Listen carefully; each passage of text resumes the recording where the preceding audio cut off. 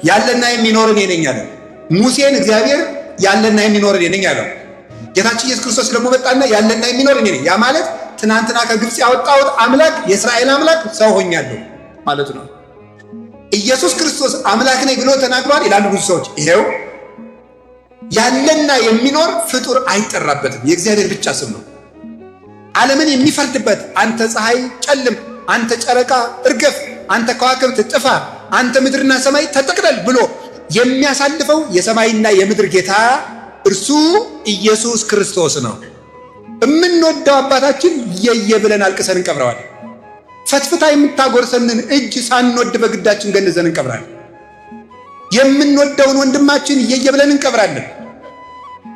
በትዝታ አስበን እናለቅሳለን። እግዚአብሔር ግን ያለና የሚኖር ሰው ሰማይን በጦር አይከፍተውም፣ ሰማይን በድምፅ ብዛት አይከፍተውም፣ እንደ ኢያሪኮ ግንብ ሰማይን በስብሰባ አይከፍተውም፣ ሰማይን በጉልበት አይከፍተውም። ሰማይን የሚከፍተው ሰው በሰማዕትነት ነው።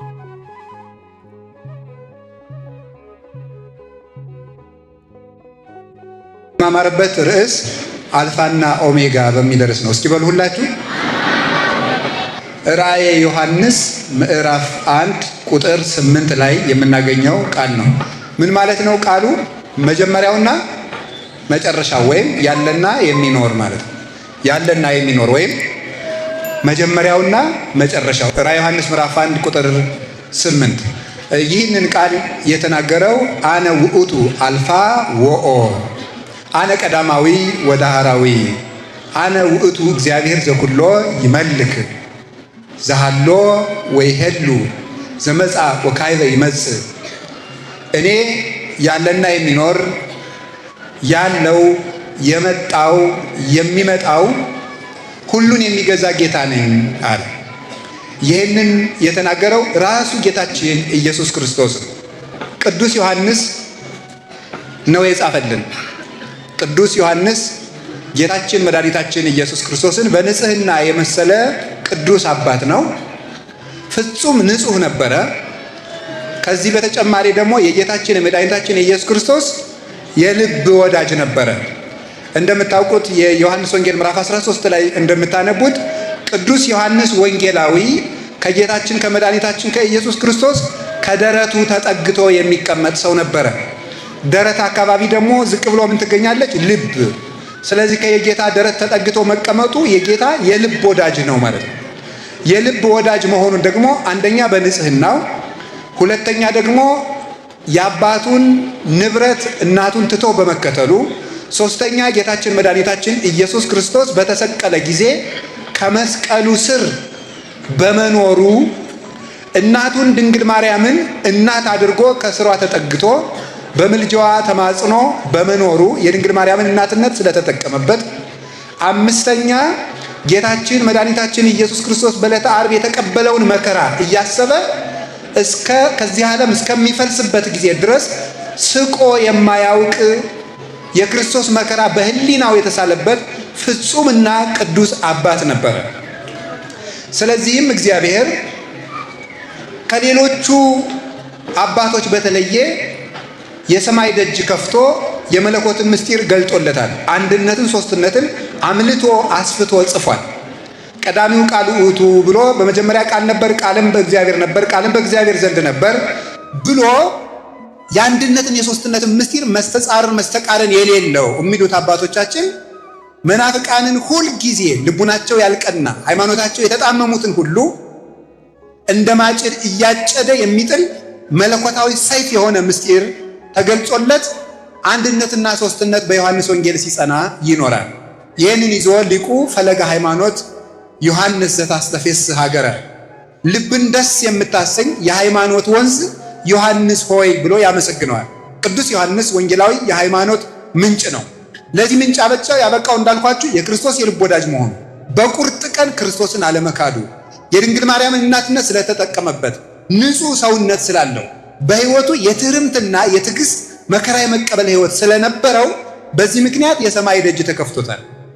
ሰው ሰማይን በጦር አይከፍተውም፣ ሰማይን በድምፅ ብዛት አይከፍተውም፣ እንደ ኢያሪኮ ግንብ ሰማይን በስብሰባ አይከፍተውም፣ ሰማይን በጉልበት አይከፍተውም።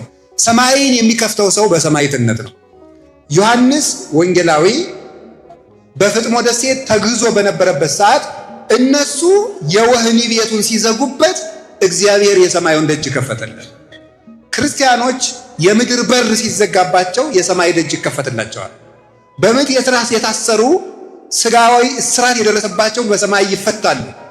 እጆና እግራቸውን የታሰሩት በክርስቶስ ምክንያት የሆነ እንደሆነ ነው። ስለዚህ በምድር ሲታሰሩ በሰማይ ይፈታሉ። በምጥ ሲሞቱ በሰማይ ይድናሉ። በምድር ሲገረፉ በሰማይ ይፈወሳሉ። የማይጠቅመንን ግፍ ግን እንድንቀበል አይደለም ይህን የምነግራችሁ። ስለዚህ ስለ ክርስቶስ ብለው የተቀበሉት መከራ በሰማይ ምስጢር ይገልጣል።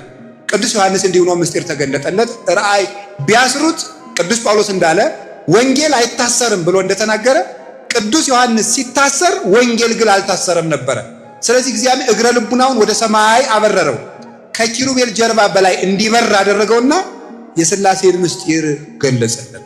ይህም ብቻ አይደለም፣ ኃላፊያቱን መጻያቱን ዓለም ከተፈጠረ ጀምሮ እስካለበት ድረስ ዓለም እሱ ካለበት ዘመን ጀምሮ ዓለም እስኪጠፋ ድረስ ዓለም ከጠፋ በኋላ ለዘላለም የምንኖረው የመንግስተ ሰማያት ምስጢር ተገልጦለት ራእየ ዮሐንስ የሚል መጽሐፍ ጻፈ። ይህ የአዲስ ኪዳን የትንቢት መጽሐፍ ይባላል።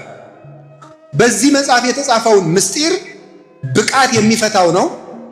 ተምረው የሚፈቱት አለ፣ በቅተው የሚፈቱት አለ። ከሞት በኋላ የሚፈታ ነው። በዘላለም ሕይወት የሚተረጎም ነው። ከክርስቶስ ጋር በመዋሃድ የሚታወቁ ብዙ ምስጢራት አሉት። መጽሐፍ ቅዱስን እንዲሁ በማንበብ ብቻ ልንረዳው የማንችለው በመለኮት መጋረጃ የተጋረደ ብዙ ምስጢር የተካተቱበት መጽሐፍ ነው። ራእየ ዮሐንስን የሚጸልዩ ሰዎች ከብዙ መከራ ወጥተው ያውቃሉ። አንድ ዲያቆን የንጉሱን ሚስት ይህንን መጽሐፍ እያነበበ ፈውሷታል። የንጉሱን ሚስት ይህንን መጽሐፍ እያነበበ ሲፈውስ፣ ነገር ግን ሰዎች ቀንተው ያንን ዲያቆን ከንጉሱ ሚስት ጋር እየወሰለተ ነው ብለው በሐሜት ቢያወሩበት ወንዝ ላይ ቢጠሉት ይህንን ራእየ ዮሐንስን እየጸለየ መርከቢቱ ወይም ጀልባው ሳይሰጥም ወጥቶ ከደሴት ላይ ተገኝቷል።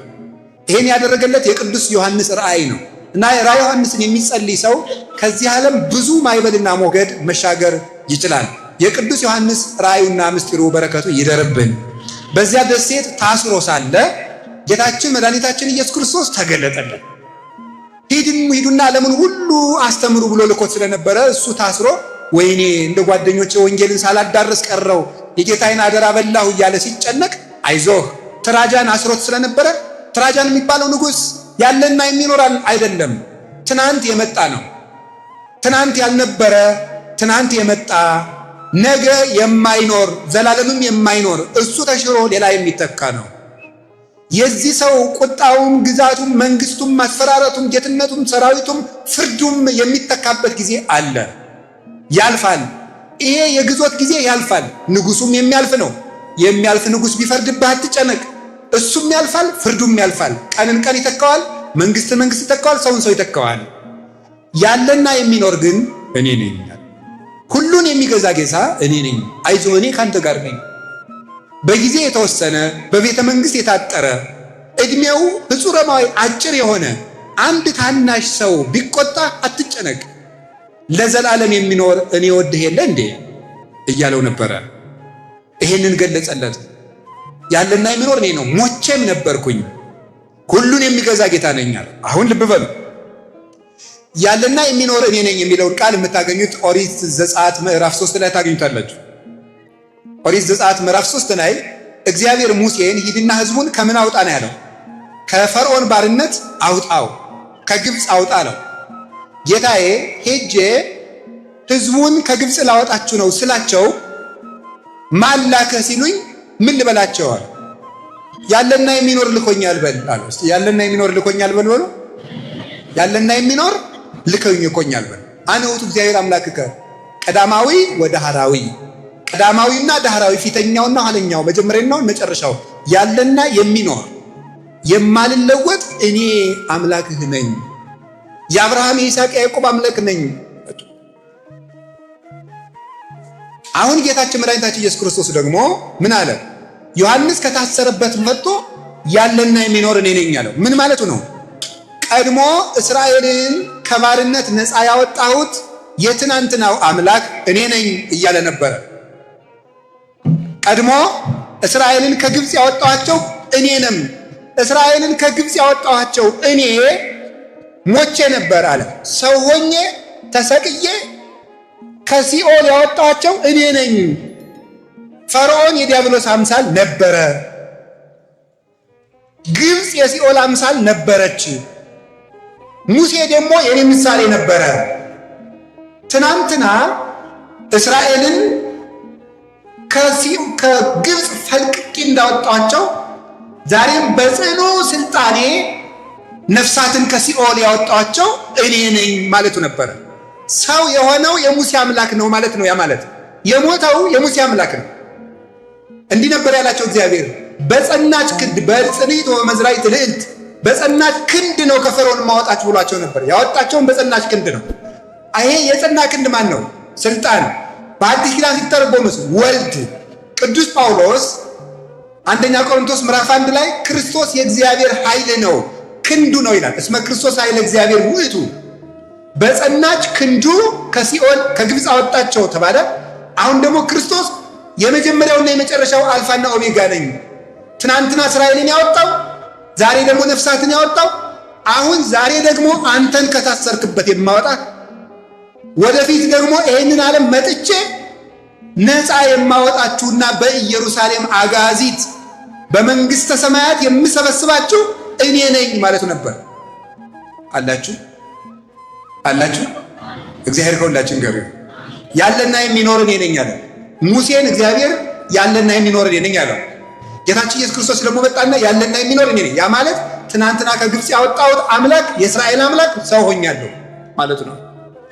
ኢየሱስ ክርስቶስ አምላክ ነኝ ብሎ ተናግሯል ይላሉ ብዙ ሰዎች። ይሄው ያለና የሚኖር ፍጡር አይጠራበትም፣ የእግዚአብሔር ብቻ ስም ነው። ያህዌ የሚለው ስም ነው። ሲተረጎም ዛሃሎ ወይ ሄሉ የነበረና ዓለምን አሳልፎ። ዛሃሎ ማለት ቅድመ ዓለም የነበረ፣ ወይ ሄሉ ዓለምን አሳልፎ የሚኖር ዛሬም ዓለምን እየመገበ ያለ አምላክ ማለት ነው። ይህንን ሐሳባችሁን ወደዚህ አድርጉት። ይህንን ምስጢር ጌታችን መድኃኒታችን ኢየሱስ ክርስቶስ የትናንትናው አምላክ ለዚህ ነበረ ዕብራውያን 13 ቁጥር 8 ላይ ኢየሱስ ክርስቶስ የተባለ ሞዮ ሞክም ማውት እስከ ዘላለም። ኢየሱስ ክርስቶስ ትናንትም ዛሬም እስከ ዘላለም ድረስ ያው ነው። ትናንት ቅድመ ዓለም፣ ዛሬ ዓለምን ፈጥሮ እስከ ዘላለም ድረስ ዓለምን አሳልፎ፣ ትናንት ሰው ከመሆኑ አስቀድሞ ዛሬ ሰው ሆኖም እያለ እስከ ዘላለም ድረስ ካረገም በኋላ ኢየሱስ ክርስቶስ የማይለወጥ የዘላለም አምላክ ነው። ስለዚህ የትናንትናው አምላክ ነኝ ሲለው ሞቼም ነበርኩኝ አለ እንደ ሰውነቱ፣ ቀዳማዊ ነኝ አለ እንደ አምላክነቱ። ይህንን ተናገረው። ስለዚህ የእግዚአብሔር ቤተሰቦች ዮሐንስ ወንጌል ምዕራፍ 1 ላይ ቀዳሚው ቃል ሲል ያ ቃል ቀዳማዊ ነው ብሏል። ያ ቃል ቀዳማዊ ነው። ከድንግል ማርያም ሰው የሆነው ቀዳማዊ ነው። ዓለም ከመፈጠሩ በፊት የነበረ ነው። ከዘመናት አስቀድሞ የነበረ ነው። ዮሐንስ ወንጌል ምዕራፍ 5 ላይ ስታነቡ እምቅድመ ይትወለድ አብርሃም ሀሎኩ አነ፣ አብርሃም ሳይወለድ እኔ አለሁ አለ። አብርሃም የፍጥረት ውክልና ነው፣ ደግ አባት ስለሆነ ፍጥረት ሳይፈጠር እኔ ነበርኩ ማለቱ ነው።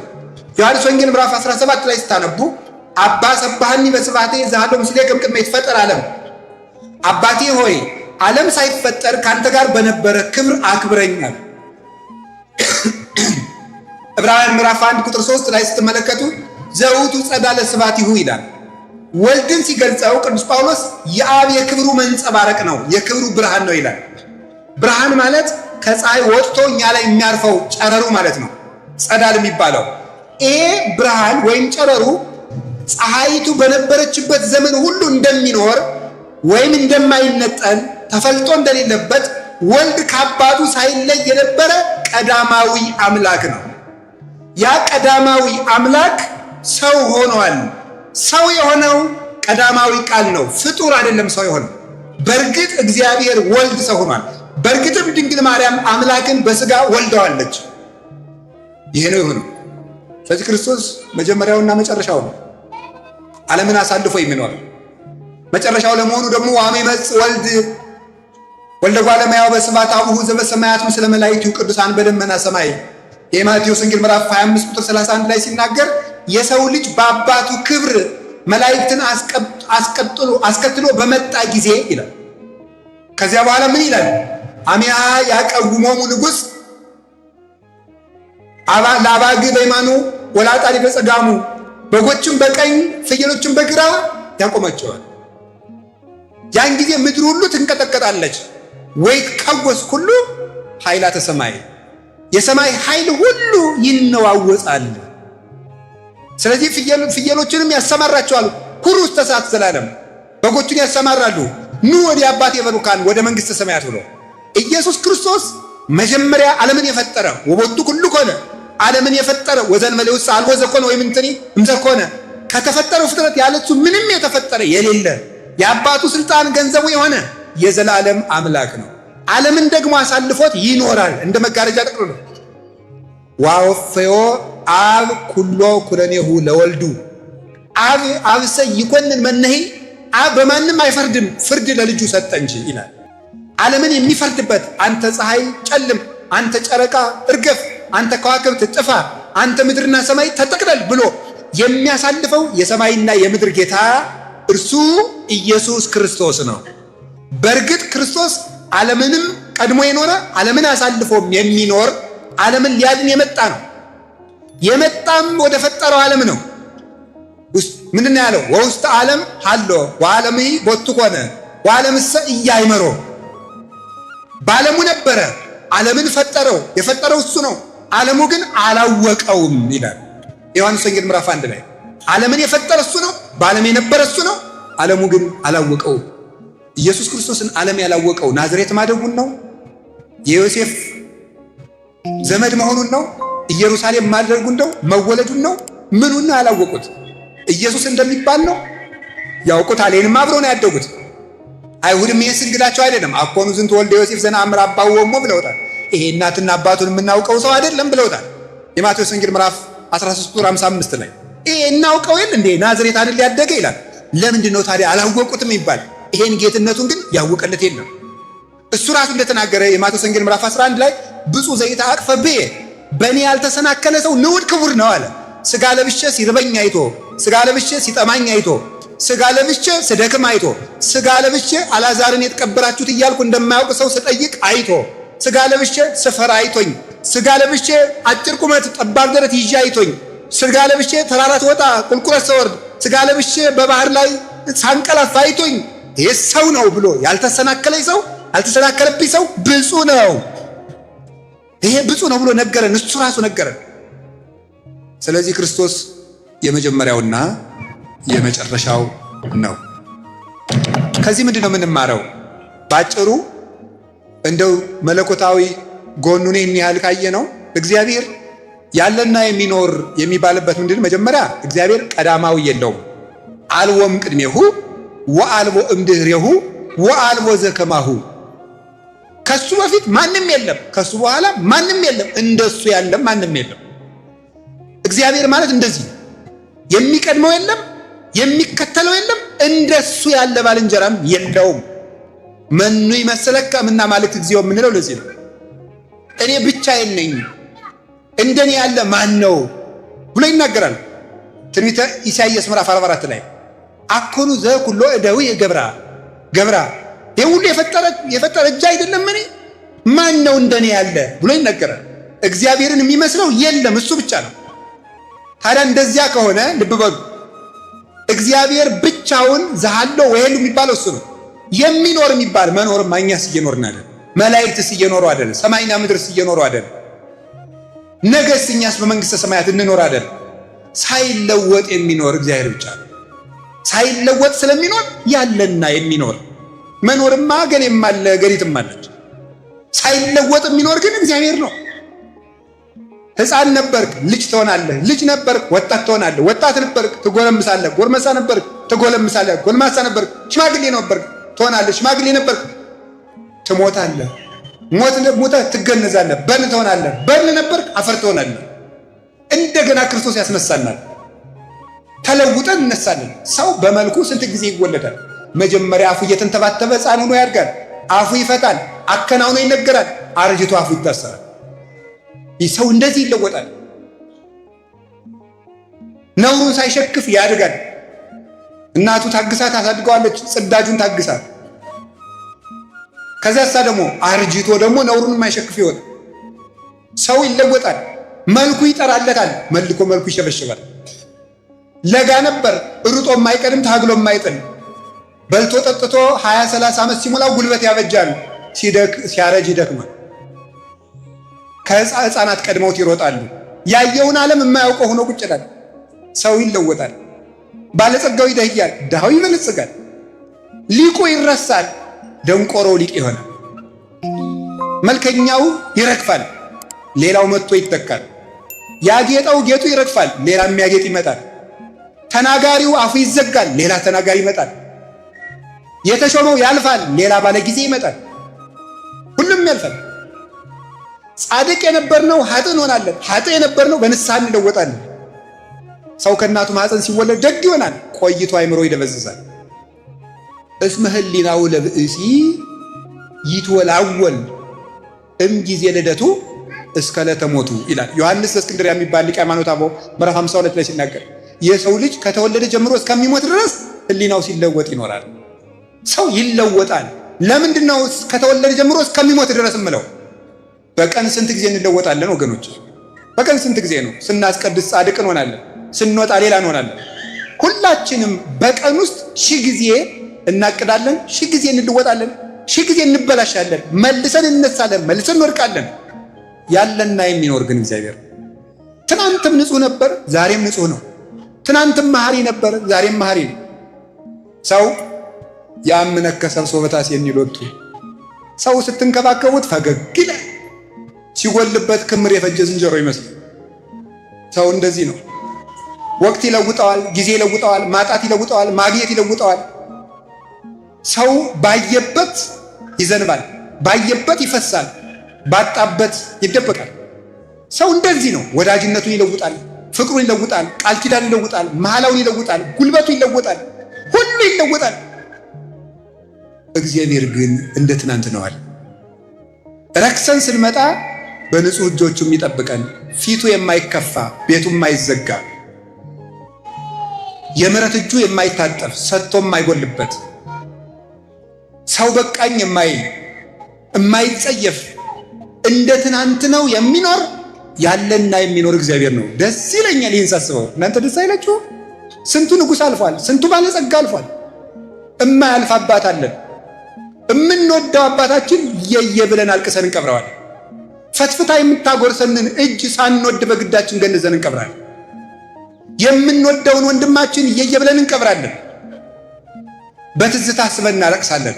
እግዚአብሔር ግን ያለና የሚኖር አባታችን ሲሞት የማይሞት አባት አለን። አንድ ባይታዊ በረሃ ሂደው ኧረ አባት ሞት አሉት። እንዴ ስነ ስርዓት ያዙ። እስመ አቡየ ይመውት ለዓለም፣ የኔ አባት ለዘላለም አይሞትም ማለት። የኔ አባት አይሞትም ያለው እግዚአብሔር ነው። እግዚአብሔር አለ። ስንቱ ወዳጅነት አልፏል፣ ስንቱ ጓደኝነት ተሽሯል፣ ስንቱ ነገር አልፏል። ስንቱ ወዳጅነት ጊዜ ሽሮታል። ዘመን የማይሽረው ወዳጅ እግዚአብሔር ያለና የሚኖር ሰው አንድ ቀን እጁ ላይ አግኝቶን እንኳን አይምረንም። እግዚአብሔር ግን ሁልጊዜ የማይለወጥብን እጅ ነው። የእሱ ልጆች ስለሆን እግዚአብሔር ክብር ምስጋና ይግባው። እንዳኖሩት የሚገኝ ወዳጅ እግዚአብሔር ነው። እውነቴን ነው። ሰይጣን በጆሮአችሁ መጥቶ ዛሬ እኮ ረክሳችኋል፣ ዛሬ ጎስቁላችኋል፣ ዛሬ እንዲሆናችኋል ብላችሁ አትስሙት። እግዚአብሔር እንዳኖሩት ይገኝ። የሉቃስ ወንጌል ምዕራፍ 15 ላይ ያ ልጅ ጠፍቶ የአባቱን ልጅ አባክኖ እስኪ እንደው እንግዲህ አባቴ መቀበል እንኳን እንጃ እንደው ባሪያ ካረገኝ ድንገት ተብሎ ሄደ። ልጁ እንኳን አልሆነ እስቲ ባሪያ ካረገኝ ብሎ እየሮጠ ሲመጣ አባቱ ምንድን ያደረገ? እንዲያውም እስከሚደርስ ቸኩሎ ሩጦ ሄዶ አቀፈ። እንዲያውም ፍሪዳ ሊቃውንት እንደሚነግሩት ይነቅፈኛል ሲል አለ ዝማሬ ያዘመረለት፣ ይቀጣኛል ሲል ፍሪዳ አረደለት፣ ይቆጣኛል ሲል ጫማ ለበሰው፣ ቀድሞ ከለበሰው ልብስ ይልቅ በኋላ የሰጠው በለጠ። ስለዚህም ምን አለ እግዚአብሔር? በምድር ንስሐ የሚገቡ ሰዎች በሰማይ ንስሐ ከማይገባቸው ይልቅ ደስታን የሚደረግባቸው ናቸዋል። እግዚአብሔር እንደዚህ ነው። የጠፋው ልጅ ሀብቱን እንደ ትናንቱ አላገኘውም። እንኳን ሌላ የእናቱን ልጅ ወንድሙ እንደ ትናንቱ አላገኘውም። ይሄ አባክኖ መጥቶ እንዴት ለሱ እንዲደረግለታል ነው ያለው። አባቱ ግን እንደ ትናንትናው ተገኘ። እግዚአብሔር እንደ ትናንትናው ይገኛል። ስንመለስ አናጣው። ጴጥሮስን አላውቅህም ብሎት ሲመለስ እሱ ግን ስሙን እንደውም ጴጥሮስ አንተ የሕያው የእግዚአብሔር ልጅ ክርስቶስ ነህ አለው። እኔ ማን ነኝ ሲል ጌታ አንተ የሕያው የእግዚአብሔር ልጅ ክርስቶስ ነህ። የማቴዎስ ወንጌል ምዕራፍ 16 ቁጥር 19 አንተ የሕያው የእግዚአብሔር ልጅ ክርስቶስ ነህ አለና የዮሐንስ ወንጌል ምዕራፍ 18 ላይ ስትመጡ ቅዱስ ጴጥሮስ እንዳለ ታውቃላችሁ። አንተም ከሱ ጋር ነበርክ ሲባል የምትሉትን ሰውዬ አላውቀውም። ክርስቶስ ያለውን ማን አለው? ሰውዬ ረስቶት መከራ ክፉ ነው። ሰው ሲለወጥ ተመልከቱ። ሰው ሲለወጥ ተመልከቱ። ቅዱስ ጴጥሮስ የትናንትናዋን ሲበርደው መድገም አቃተው። ሲበርደው እኮ ነው። ጌታሳ የትንሣኤ ዕለት መጣና ምን ብሎት ነበረ? ጌታ አንተ አለት ነህ ብሎት ነበር። ጴጥሮስ ትወደኛለህ አለው በትናንትናው ስሙ። እንደ ትናንትናው ወዳጅ እግዚአብሔር ነው። ትናንት በጠራበት ስሙ ክዶትም ቢሆን በዚያው ስሙ ነው የጠራው። እሱ ያለና የሚኖር ነው፣ ወዳጅነቱም አይለወጥ። ዓርብ ክዶት እሁድ መጥቶ ትወደኛለህ ጴጥሮስ አለ። እንደሱ ያለ ወዳጅ የት ይገኛል? እንደ እግዚአብሔር ያለና የሚኖር እግዚአብሔር ነው። ሁሉ ያልፋል። ሁሉን ስናጣ መጨረሻ ላይ የሚቀረን እግዚአብሔር ነው። እንግዲህ እንደዚህ ከሆነ ያለና የሚኖር የሚለውን ርዕስ ከመረጥን ምን ላስተላልፍ ፈልጌ መሰላችሁ? ያለና የሚኖር ቀዳማዊና ዳህራዊ። መጀመሪያ የተነሳ ነው ከማን ነው? ከእግዚአብሔር በሉ። ስለዚህ ከሁሉ ነገር ከምድርም ከሰማይም ከመላክም ከሰውም ከዚህ ሁሉ መጀመሪያ ማን ነው ሲነገሩኝ? ቀዳማዊ ማን ነው? አቤት እግዚአብሔር። ከሁሉ ቀዳማዊ ማን ነው? አንድ ይበሉ ሁላችሁ። ማን ነው? በጣም ጥሩ። ከሁሉ ቀዳማዊ ማን ነው? ከሁሉ ቀዳማዊ እግዚአብሔር ከሆነ በየትኛውም ጊዜ ከሁሉ ሊቀድምብን የሚገባ ማን ነው? ተናገሩ እንጂ። እግዚአብሔር ነው። ከሁሉ በላይ ሊቀድምብን የሚገባው እግዚአብሔር ነው። ስለዚህ በዛሬው ትምህርታችን ማስተላለፍ የፈለግኩት ከምንም ነገር በፊት እግዚአብሔርን እናስቀድም። ከምንም ነገር በፊት እግዚአብሔር ይቅደም። እግዚአብሔርን ካስቀደምን ከምንም ነገር በፊት ምርጫችን፣ የመጀመሪያ ምርጫችን ሌሊት አለ። ከመተኛታችን በፊት ማን መቅደም አለበት? ተናገሩ እንጂ ንገሩኝ እንጂ። ነጋ። ከመውጣታችን በፊት ማን መቅደም አለበት? ልንበላ ነው። ከመብላታችን በፊት ማን መቅደም አለበት? እግዚአብሔር። ልንገባ ነው። ከመግባታችን በፊት ማን መቅደም አለበት? ልንወጣ ነው። ከመውጣታችን በፊት ማን መቅደም አለበት? ልንወስን ነው። ከመወሰናችን በፊት ማን መቅደም አለበት? ይህን ማሰብ። ሰው ማለት እንደዚህ ነው። ኖረ ማለት ከምንም ነገር በፊት እግዚአብሔርን መምረጥ ሲችል። ለዚህ ማስረጃ የሚሆኑ አንድ ሁለት ሶስት ጥቅሶችን ልናገር። የመጀመሪያው እግዚአብሔር የመጀመሪያ ለመሆኑ በኦሪት ዘጸአት ምዕራፍ 13 ቁጥር 1 ላይ ምንድነው የሚለው? ወኩሉ ዘይፈት ማይጸነ እሙ እምሰብ እስከ እንስሳ ሊተውእቱ። ከሰው እስከ እንስሳ ድረስ የእናቱን ማህፀን የሚፈታ በኩር ሁሉ የኔ ነው አለ። የእናቱን ማህፀን የሚፈታ በኩር ሁሉ የኔ ነው። የመጀመሪያው ልጅ ለኔ ነው አለ። የመጀመሪያው ልጅ ለኔ ነው። የመጀመሪያ ልጅ ማለት በእስራኤል ባህል ከአባቱ ቀጥሎ የቤቱ ራስ ማለት ነው። የቤቱ መሪ ነው። ስለዚህ የመጀመሪያው ልጅ የኔ ነው አለ። የመጀመሪያውን እንስሳም የኔ ነው አለ። የመጀመሪያውን አዝመራም ለኔ አምጡ፣ የመጀመሪያውን ደመወዝም ለኔ አምጡታል። ለምን? እግዚአብሔር የመጀመሪያ ምርጫችን ስለሆነ። ከምናገኘው ነገር የመጀመሪያው ለኔ ነው፣ ትልቁ ለኔ ይሆናል። አይ እግዚአብሔር ያሳያችሁ፣ ክርስቶስ ያመልክታችሁ።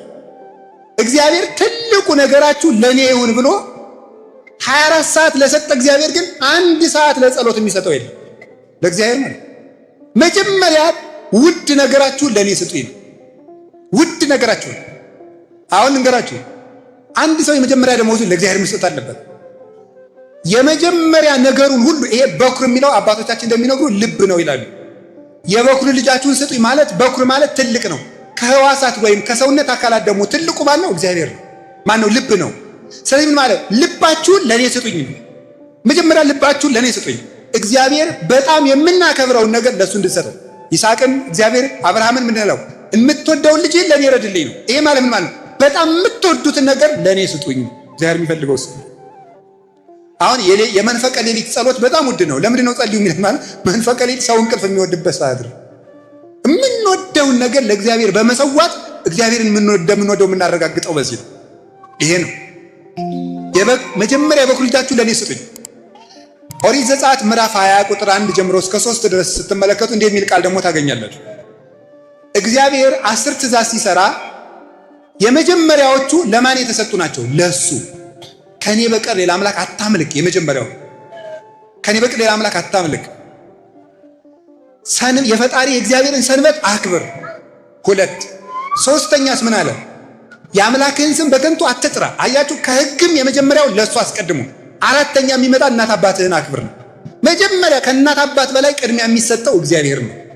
እግዚአብሔር ቅድሚያ ይሰጠኝ አለ። ስትወልዱም ቅድሚያ ለኔ ስጡኝ፣ ስትዘሩም ቅድሚያ ለኔ ስጡኝ። ህግም መጀመሪያ እኔን እያያችሁ አክብሩ። መጀመሪያ እኔ ልከበር አለ እግዚአብሔር። ሌላው ሁሉ ትርፍ ነው። መጀመሪያ እኔን አክብሩኝ። የማቴዎስ ወንጌል ምዕራፍ 6 ላይ ስታነቡ ቁጥር 10 ላይ ስንጸልይ አባታችን ሆይ በሉ እስቲ ሁላችሁ በሉ፣ አባታችን ሆይ በሉ። እሺ፣ በሰማይ የምትኖር ስምህ ይቀደስ። ቀጥሉ፣ መንግስት ትምጣ፣ መንግስት ትምጣ፣ ፈቃድ በሰማይ እንደሆነች እንዲሁም። ከዚያ ምን ይቀጥላል? አየው፣ የዕለት እንጀራ መቼ ነው? ኋላ ነው። የሚቀድመው ማን ነው? እስቲ እግዚአብሔር በሉ። ከዕለት እንጀራ ማን ይቀድማል? እግዚአብሔር ይቀድማል። እያንዳንዳችሁና እያንዳንዳችን ቢሮ ሲተዱ ስራ አይደል እያላችሁ ነው የምትሮጡት። እግዚአብሔር በየቀኑ መታሰብ የለበትም ወይ? አለበት። ከስራ በፊት፣ ከዕለት እንጀራ በፊት፣ ከቢሮ በፊት፣ ከቀን ስራ በፊት፣ ከምንም ቁፋሮ በፊት፣ ከአትክልትም ቢሆን ከጽፈትም ከድጉሰትም በፊት፣ ከዕለት እንጀራችን በፊት እግዚአብሔር ይቀድማል። ከእንጀራ እግዚአብሔር ይቀድማል። በቤተ ክህነትም በቤተ መንግስትም እግዚአብሔር ከእንጀራ ይልቅ ክብር ሊሰጠው ይገባል። እንጀራ ሲያልፍ የሚቀረን እግዚአብሔር ነው። እሱም ብሏል የዮሐንስ ወንጌል ምዕራፍ 6 ቁጥር 25 ላይ ሲናገር ተገበሩን ከሳኮ ለመብል ኃላፊ አላ ለመብል ዘይነብር ለሕይወት ዘላለም ዘይወቅሙ ወልደ እጓለ እመሕያው። ለሚጠፋ መብል አትድከሙ፣ የሰው ልጅ ለሚሰጣችሁ የዘላለም ሕይወትን ለሚያድል ለሕይወት እንጀራ ድከሙ እንጂ ብሏል። ከእንጀራ እግዚአብሔር ይቀድማል። በሉላችሁ አቤት። ከእንጀራ በገንዘብ ሰው የምትሸጡ፣ በገንዘብ ድሃ የምታስለቅሱ፣ ሰው ሽጣችሁ ሀብት የምታከማችሁ፣ በሰው ደም ቤት የምትሰሩ ሁሉ በመምህር አምላክ ከእንጀራ እግዚአብሔር ይቀድማል። እግዚአብሔርን እዩት። ይህ እንጀራ እንቆ ይገላችኋል። ካልሆነም ወይ ሀድጉ ለባይድ ብዒሎሙ፣ ለማያውቁት ገንዘባቸውን ያጠራቅማሉ እንዳለ የሌባን ገንዘብ ሌባ ይበላዋል፣ የአመፀኛን ገንዘብ አመፀኛ ይበላዋል። በአመፅ ብታጠራቅሙት አመፀኛ ይወርሳችኋል። እናንተ ግን ከለፋችሁበት አንዳች አትቀምሱም። አንተ ሰነፍ፣ በዚህች ሌሊት ነፍስን ከስጋው ለይቶ ይወስደዋል ብሎ እንደተናገረ ከእንጀራ እግዚአብሔር ይቀድማል። ከቃሉ ጋር ናችሁ? ከቃሉ ጋር ናችሁ? ከዚያስ ምን አለ? በምድር ካለው ነገር ሁሉ ምን አለ ደግሞ? መንግስት መቅደማ ሁሉ እሱ መንግስቶ ጽድቆ ወኩሉ ሰይቱ ያሰከክሙ። እናንተስ ከሁሉ አስቀድማችሁ ምኑን ፈልጉ አለ? መንግስቱን አለ። ከሁሉ አስቀድማችሁ መንግስቱን፣ ሌላው ዳረጉት ነው ይጨመራችኋል አለ። ከምንም በፊት መንግስተ ሰማያት ትቅደም። እግዚአብሔራዊ ነገር መጀመሪያ ይሁን፣ ሌላው ሁለተኛ ይሁን። ይህን ያደረግን እንደሆነ እግዚአብሔር እንደምንወደው እናውቃለን። ስለዚህ ከእንጀራችን ይልቅ እግዚአብሔርን፣ ከልብሳችን ይልቅ እግዚአብሔርን እንዴ ወበይንተ እብለክሙ ኢትተክዙ እንዘ ትብሉ ምንተ ንበልዕ ወምንተ ንሰቲ ወምንተ ንትከደን ወዘንተሳ ይዛ በምድር ዛፋ ያሐስስዎ። እናንተ ግን ምን እንበላለን፣ ምን እንጠጣለን፣ ምን እንለብሳለን እያላችሁ አትጨነቁ። ይሄንማ ከእግዚአብሔር አፋ ያሉ አሕዛብስ ይፈልጉት የለምን? አንተ ሙሰ መቅድመ ኩሉ እሱ መንግስት ወጽድቆ። እናንተ ግን አስቀድማችሁ መንግስቱንና ጽድቁን ፈልጉ። መጀመሪያ መንግስተ ሰማያት። አሁን እኛ ምንድን ነው የምናደርገው? ምዕመናን ስራዬን ሰራርቼ አንደኛዬን ንስሐ እገባለሁ አይደለም። መጀመሪያ መንግስተ ሰማያት፣ ኋላ ስራ። ቀጥሎስ ከእናት አባት ይልቅ እግዚአብሔር መከበር አለበት። ዘያፈቅር አባሁ ወእሞ ወገራይቶ ወለቶ፣ አባቱን እናቱን ወንድ ልጁን ሴት ልጁን እርሻውን ከኔ ይልቅ የሚወድ የኔ ሊሆን አይችልም። ከእናት አባትም እግዚአብሔር ይቀድማል። የመጨረሻ ከራሳችንም እግዚአብሔር ይቀድማል። ከኔም ራሴ ከእግዚአብሔር ይቀድማል ማለት ነው ሃይማኖት ማለት። እግዚአብሔር አምላክን በፍጹም ልብህ በፍጹም ኃይልህ አፍቅሮ ለእግዚአብሔር መቅድመ ኩሉ አፍቅሮ ለእግዚአብሔር አምላክከ በኩሉ ልብከ ወበኩሉ ነፍስከ ወበኩሉ ኃይልከ ወበኩሉ ህሊናከ። እግዚአብሔር አምላክን በፍጹም ልብህ በፍጹም ህሊና በፍጹም ሐሳብህ ውደደው። ይህ ማለት ከራስህ ይልቅ እግዚአብሔርን ውደድ ማለት።